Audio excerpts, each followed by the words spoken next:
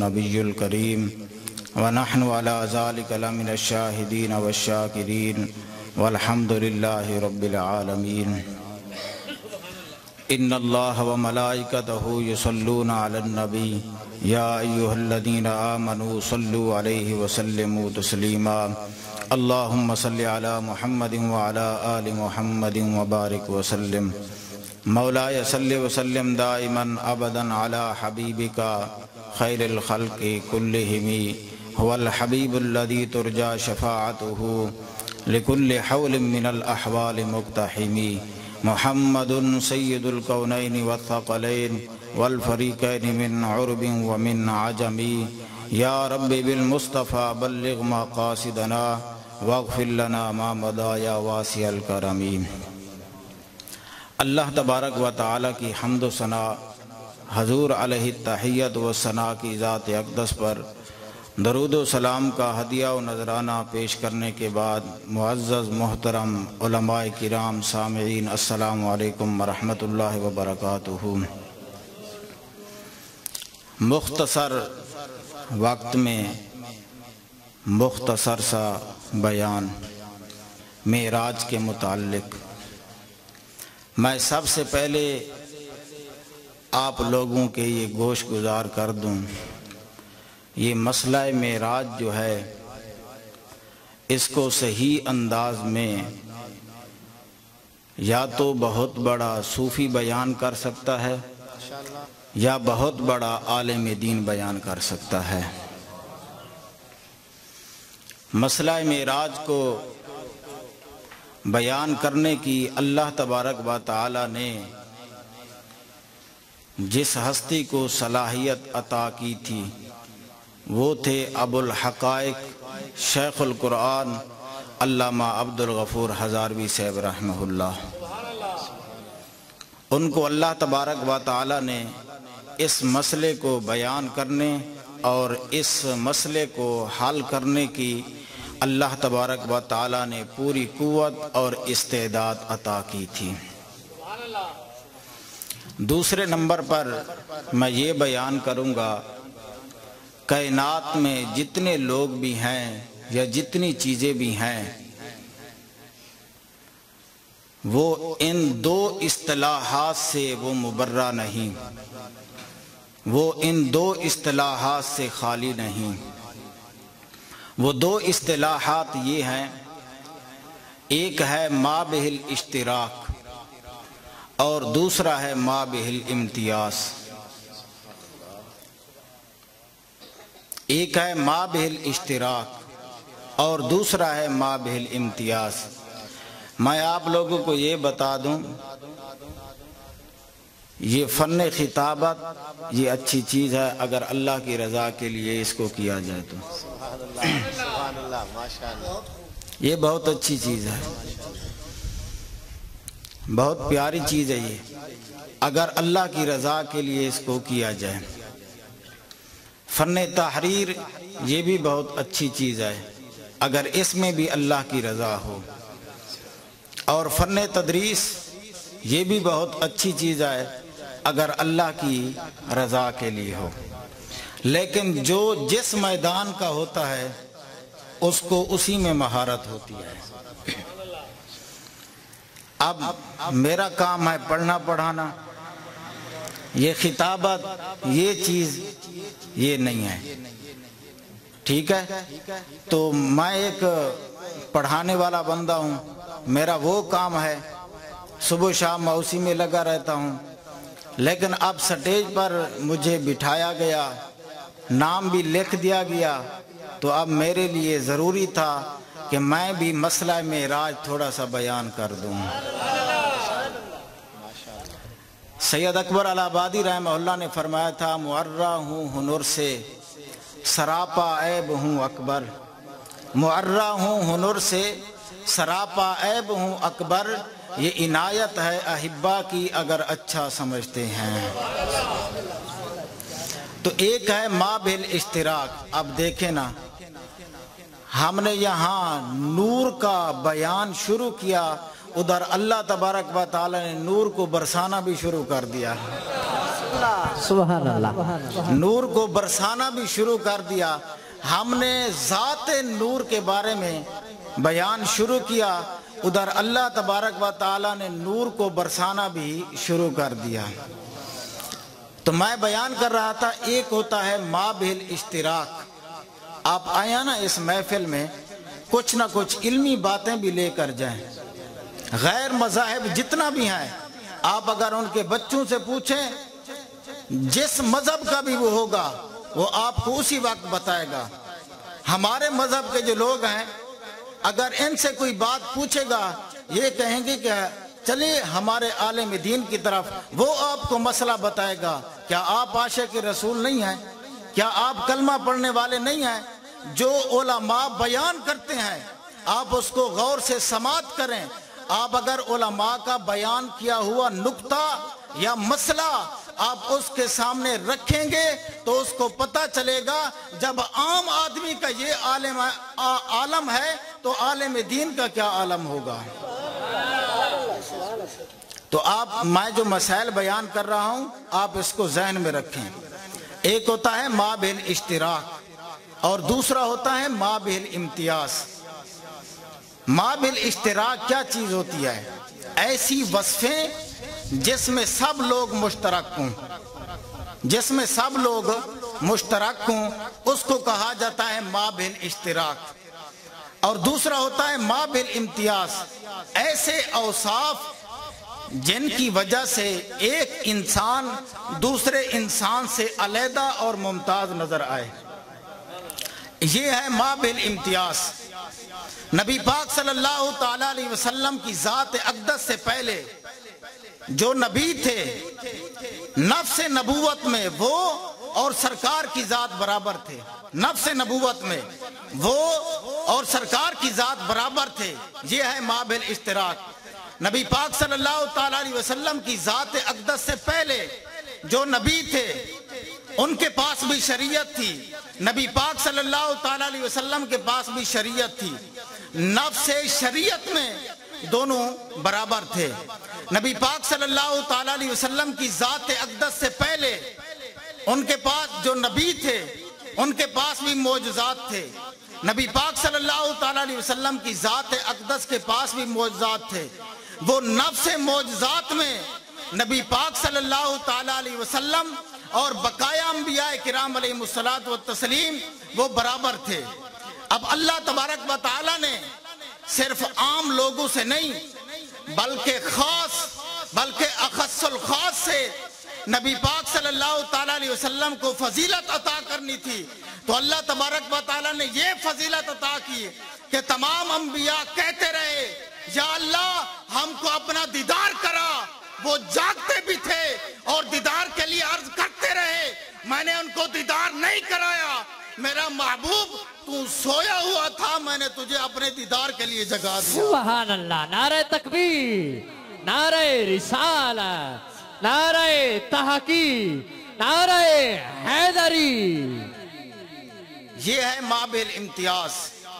نبی پاک صلی اللہ تعالیٰ علیہ وسلم کو فضیلت مطلقہ اور فضیلت کلی اللہ تبارک و تعالیٰ نے جب عطا کرنی چاہیے تو اللہ تبارک و تعالیٰ نے ایسے فضائل، ایسے مناقب اور ایسی خصوصیات عطا کی جو نبی پاک صلی اللہ تعالیٰ علیہ وسلم سے پہلے کسی کو عطا نہ ہوئی، نہ آپ کے بعد کسی کو عطا ہو سکتی ہیں. تو اللہ تبارک و تعالیٰ نے نبی پاک صلی اللہ تعالیٰ علیہ وسلم کی ذات اقدس کو وہ خصوصیت عطا فرمائی. اور وہ خصوصیت کون سی ہے؟ وہ ہے معراج. فوائد الفواد یہ ملفوظات ہیں حضرت خواجہ نظام الدین اولیاء دہلوی رحمہ اللہ کے. ان میں وہ لکھتے ہیں، ایک ہے اسراء، ایک ہے معراج اور ایک ہے اعراج. ایک ہے اسراء، ایک ہے معراج اور ایک ہے اعراج. آپ زندگی بھر سنتے رہے ہوں گے معراج معراج. آج آپ کو میں نئی چیزیں بتا رہا ہوں. ایک ہے اسراء، ایک ہے معراج اور ایک ہے اعراج. میں یہ بعد میں بیان کروں گا، پہلے آپ یہاں پر ایک اعتراض سنیں۔ ہمارے علماء پر اعتراض کیا جاتا ہے، کہا جاتا ہے کہ آپ لوگ کہتے ہیں کہ اللہ تبارک و تعالیٰ کی ذات نے نبی پاک صلی اللہ تعالیٰ علیہ وسلم کی ذات اقدس کو لامکان کی سیر کرائی۔ جس آیت مبارکہ کو آپ معراج کی دلیل بناتے ہیں وہ ہے سبحان الذی اسریٰ بعبدہ لیلا من المسجد الحرام الی المسجد الاقصیٰ۔ یہاں پر تو لامکان کا ذکر ہی نہیں ہے۔ اس آیت مبارکہ میں صرف اور صرف مسجد حرام سے لے کر مسجد اقصیٰ کا ذکر ہے، لامکان کا تو ذکر ہی نہیں ہے۔ مسجد حرام وہ بھی دنیا میں ہے اور مسجد اقصیٰ یہ بھی دنیا میں ہے۔ آپ کیسے کہتے ہیں کہ اللہ تبارک و تعالیٰ کی ذات نے نبی پاک صلی اللہ تعالیٰ علیہ وسلم کی ذات اقدس کو لامکان کی سیر کرے؟ یہ بہت بڑا اعتراض ہے کہ نہیں ہے نا؟ بہت بڑا اعتراض۔ اب اس کا کون جواب دے گا؟ جو فصلوں میں رہتا ہے، جو منڈی میں رہتا ہے، جو گاڑی چلاتا ہے، وہ اس کا جواب دے گا؟ نہیں، جو پھوڑیوں پہ بیٹھنے والا ہوگا وہ اس اعتراض کا جواب دے گا۔ سبحان اللہ، زندہ باد۔ لوگ کہتے تو ہیں نا عالم دین نقص دیکھتے ہیں، خوبیاں نہیں دیکھتے۔ اگر نقص دیکھتے ہو تو اس میں خوبیاں بھی دیکھو۔ اللہ تبارک و تعالیٰ کی ذات نے اس کو کون کون سی خوبیاں عطا کی ہیں۔ تو اب آپ لوگوں نے اعتراض سماعت کیا، اب اس کا جواب سنیں۔ اس کا جواب کس نے دیا؟ حضرت خواجہ نظام الدین اولیاء دہلوی، محبوب الہی جن کا لقب ہے۔ ایک ہے محبوب سبحانی اور ایک ہے محبوب الہی۔ محبوب سبحانی شیخ عبد القادر جیلانی ہے اور محبوب الہی حضرت خواجہ نظام الدین اولیاء دہلوی ہے۔ سبحان اللہ، نعرہ تکبیر، نعرہ رسالت، نعرہ تحقیق، نعرہ حیدری، نعرہ غوثیہ، علماء حق اہل سنت۔ آپ کیا فرماتے ہیں؟ آپ فرماتے ہیں اس اعتراض کا آپ نے جواب دیا ہے۔ حضرت خواجہ نظام الدین اولیاء دہلوی رحمہ اللہ نے آپ نے فرمایا ایک ہے اسراء، ایک ہے معراج اور ایک ہے اعراج۔ آپ نے فرمایا اسراء کیا ہے؟ مسجد حرام سے لے کر مسجد اقصیٰ تک یہ اسراء ہے۔ مسجد حرام سے لے کر مسجد اقصیٰ تک یہ اسراء ہے۔ مسجد اقصیٰ سے لے کر عرش معلیٰ تک یہ معراج ہے اور عرش معلیٰ سے آگے یہ اعراج ہے۔ اللہ تبارک و تعالیٰ نے اس آیت مبارکہ میں اسراء کا ذکر کیا، معراج کا ذکر نہیں فرمایا۔ جب معراج کی باری آئی یا بخاری شریف میں ذکر ہے یا سورۃ والنجم میں ذکر ہے، اللہ تبارک و تعالیٰ کی ذات نے فرمایا ثم دنا فتح اللہ، حبیب آپ اپنی جگہ پر بیٹھے رہو، میں خود رب تعالیٰ کی ذات آپ کے قریب ہوں۔ سبحان اللہ، سبحان اللہ، سبحان اللہ۔ وہ تو اور آیت مبارکہ میں ذکر ہے۔ اس آیت مبارکہ میں صرف اسراء کا ذکر ہے، معراج کا نہیں ہے۔ اس لیے اللہ تبارک و تعالیٰ کی ذات نے فرمایا اسریٰ بعبدہ، یہاں پر اعرج لفظ نہیں فرمایا، یہاں پر معراج کا لفظ نہیں فرمایا۔ آخری بات اس کے بعد اجازت، آخری بات اس کے بعد اجازت۔ سبحان اللہ۔ ہم پر ایک سوال ہوتا ہے، سوال یہ ہے کہ آپ لوگ کہتے ہو نبی پاک صلی اللہ تعالیٰ علیہ وسلم اپنے جسم مبارک کے ساتھ آپ نے لامکان کی سیر کی۔ یہ ایک عقلی اعتراض ہے۔ وہ کہتے ہیں کہ جسم ایک ٹھوس چیز ہے، بھاری چیز ہے، وہ لامکان کی کیسے سیر کر سکتا ہے؟ تھوڑے سے لمحے میں، تھوڑے سے لمحے میں کیسے وہ سیر کر سکتا ہے؟ حالانکہ جسم جو ہے یہ ٹھوس چیز ہے، کوئی لطیف چیز نہیں ہے۔ میں نے کہا تھا کہ مسئلہ معراج جو ہے یا ایک صوفی بیان کر سکتا ہے یا بہت بڑا عالم دین بیان کر سکتا ہے۔ میں تو صرف نقل کر رہا ہوں نا، یہ اصل مسئلہ تو صوفی بیان کرے، اس کو پتہ ہے ان مقامات کا، یا جس نے رسالہ کشیر یا پڑھا ہے یا پڑھایا ہے یا اس کا گہرائی کے ساتھ مطالعہ کیا ہے،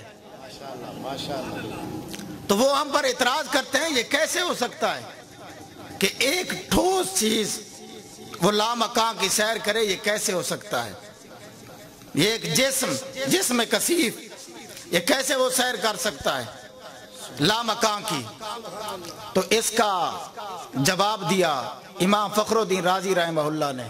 سبحان اللہ، نعرہ تکبیر، نعرہ رسالہ، نعرہ تحقیق، نعرہ حیدری۔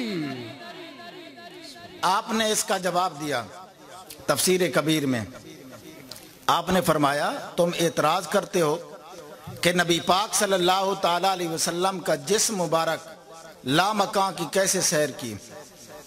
تو آپ نے فرمایا آپ جب جبریل امین سرکار کی بارگاہ میں آتے تھے تو وہ حضرت دہیا قلبی والا جسم لے کر آتے تھے، حضرت دہیا قلبی والا جسم لے کر آتے تھے،